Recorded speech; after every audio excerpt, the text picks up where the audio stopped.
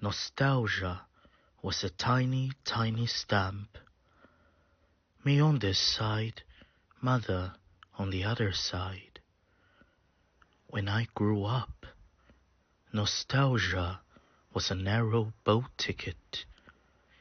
Me on this side, bride on the other side. But later on... Wherever there are Minnan people, there is Nanyin. Wherever there is Nanyin, the cultural bond flourishes. In 2009, Nanyin was inscribed by UNESCO on the representative list of the intangible cultural heritage of humanity. In the footsteps of Minnan people, it has spread from Fujian to Taiwan, Hong Kong, Macau, and other regions, as well as Southeast Asian countries such as the Philippines, Singapore, Malaysia, and Indonesia. It is the essential sound of nostalgia that Minnan people share across China and overseas. Some young people overseas do not speak Minnan dialect, yet they retain the Quanzhou tongue when singing Nanyin. Interesting, isn't it?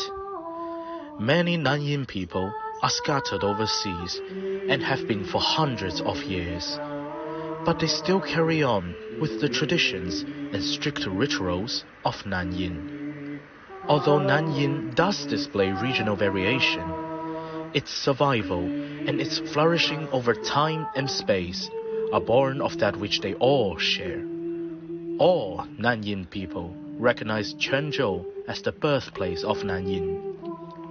Nanyin impresses people with its clear, courtly sense of elegance, nobility, and refinement. This in turn has led scholars to acknowledge that Nanyin, much cherished by Minnan people, is actually from the central plains of China and is inseparable from palace aristocratic music. Quanzhou, as an immigrant society, witnessed many large-scale migrations historically, bringing their court music and aristocratic culture with them. Nanyin was shaped and developed as a result of a fusion of the music of the Central Plains with local music. Although over time, innovations have been introduced, one could say that paradoxically, tradition is mainstream. Scholars refer to Nanyin as a living fossil of traditional Chinese music.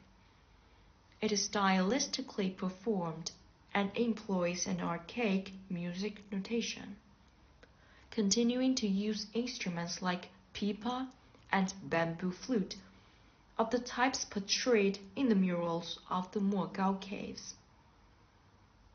Its rich repertoire has preserved much ancient music from extinction.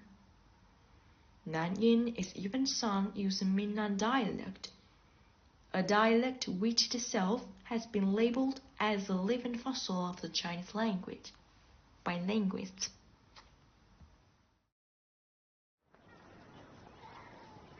The term living fossil was coined by Darwin.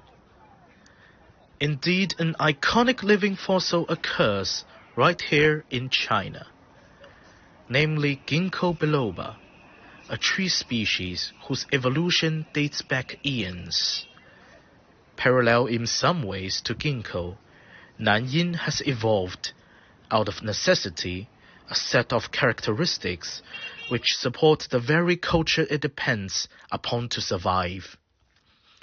It is deeply rooted in the social life of the Minnan region, where people positively conserve these roots through nostalgia, culture, and tongue.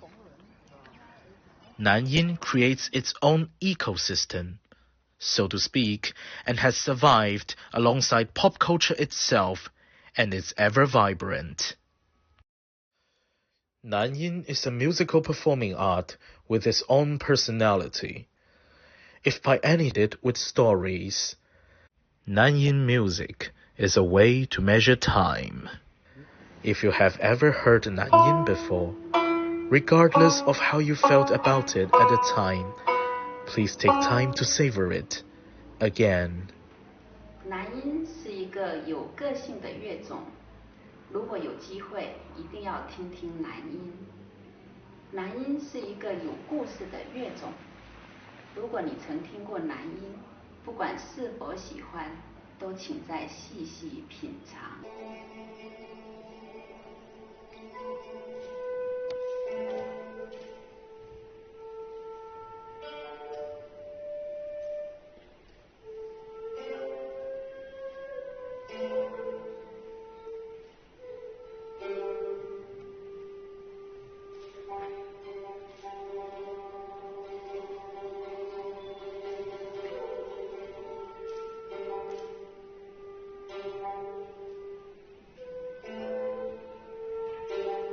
卖给我，我都不知道他卖多少钱，不知道。